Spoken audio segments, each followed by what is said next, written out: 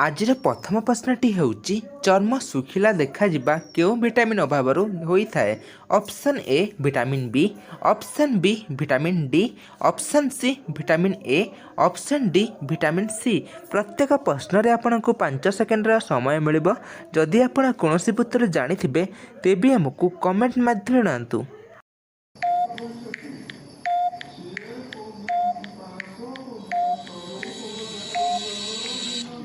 ଏହି ପ୍ରଶ୍ନର ସଠିକ୍ ଉତ୍ତରଟି ହେଉଛି ଅପସନ୍ ବି ଭିଟାମିନ୍ ଡି।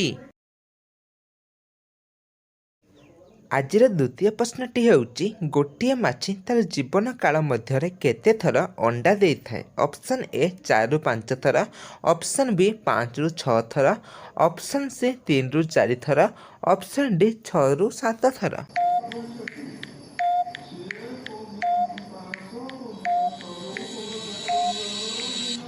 ଏହାର ଉତ୍ତରଟି ହେଉଛି ଅପସନ୍ ବି 5ରୁ 6 ଥର। ଆଜିର ତୃତୀୟ ପ୍ରଶ୍ନଟି ହେଉଛି ମଣିଷ କାହା ଯୋଗୁଁ ପାଣିପାଗ ସମ୍ପର୍କୀୟ ତଥ୍ୟ ଜାଣିପାରୁଛି?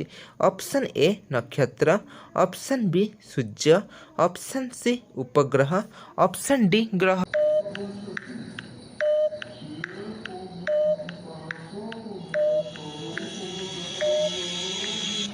ଆପଣଙ୍କର ସମୟ ସମାପ୍ତ ହୋଇଯାଇଛି। ଚାଲନ୍ତୁ ଦେଖିନେବା ଏହାର ଉତ୍ତରଟି। ଏହାର ଉତ୍ତରଟି ହେଉଛି ଅପସନ୍ ସି ଉପଗ୍ରହ। ଆଜିର ଚତୁର୍ଥ ପ୍ରଶ୍ନଟି ହେଉଛି ଭାରତର କେଉଁ ରାଜ୍ୟର ଜଙ୍ଗଲରେ ସିଂହ ଦେଖାଯାଆନ୍ତି? Option A Odisha, option B Bihar, option C Gujarat, option D Assam.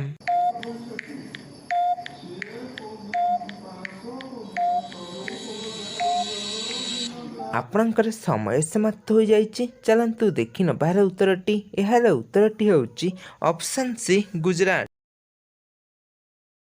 ଆଜିର ପଞ୍ଚମ ପ୍ରଶ୍ନଟି ହେଉଛି ଇଂରାଜୀମାନେ ଭାରତର କେଉଁଠାରେ ପ୍ରଥମେ ବାଣିଜ୍ୟ କାରବାର ଆରମ୍ଭ କରିଥିଲେ? Option A Mumbai, option B Surat, option C Chennai, option D Calcutta.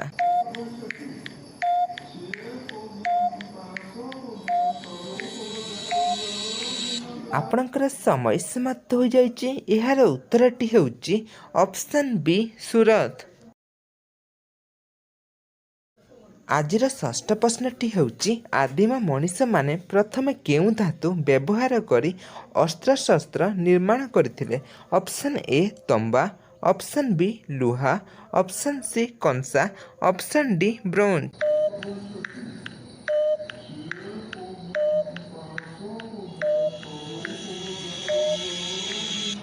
ଏହି ପ୍ରଶ୍ନର ସଠିକ୍ ଉତ୍ତରଟି ହେଉଛି ଅପସନ୍ ଏ ତମ୍ବା। ଆଜିର ସପ୍ତମ ପ୍ରଶ୍ନଟି ହେଉଛି ଘା ଜଲ୍ଦି ନ ଶୁଖିବା କେଉଁ ରୋଗର ଲକ୍ଷଣ?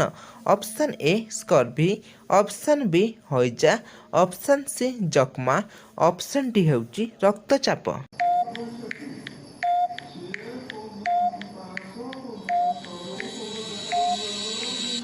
ଆପଣଙ୍କର ସମୟ ସମାପ୍ତ ହୋଇଯାଇଛି। ଚାଲନ୍ତୁ ଦେଖିନେବା ଏହାର ଉତ୍ତରଟି। ଏହାର ଉତ୍ତରଟି ହେଉଛି ଅପସନ୍ ଏ ସ୍କର୍ଭି। ଆଜିର ଅଷ୍ଟମ ପ୍ରଶ୍ନଟି ହେଉଛି ଅଂଶୁପା ହ୍ରଦ କେଉଁ ଜିଲ୍ଲାରେ ଅବସ୍ଥିତ? Option A Khordha, option B Sambalpur, option C Puri, option D Cuttack.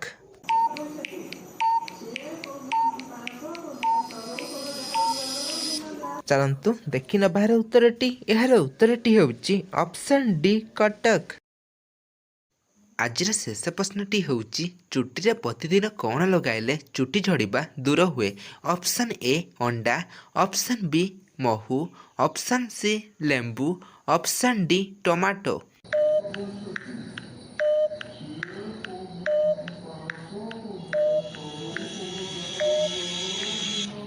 ଏହି ପ୍ରଶ୍ନର ସଠିକ୍ ଉତ୍ତରଟି ହେଉଛି ଅପସନ୍ ଏ ଅଣ୍ଡା।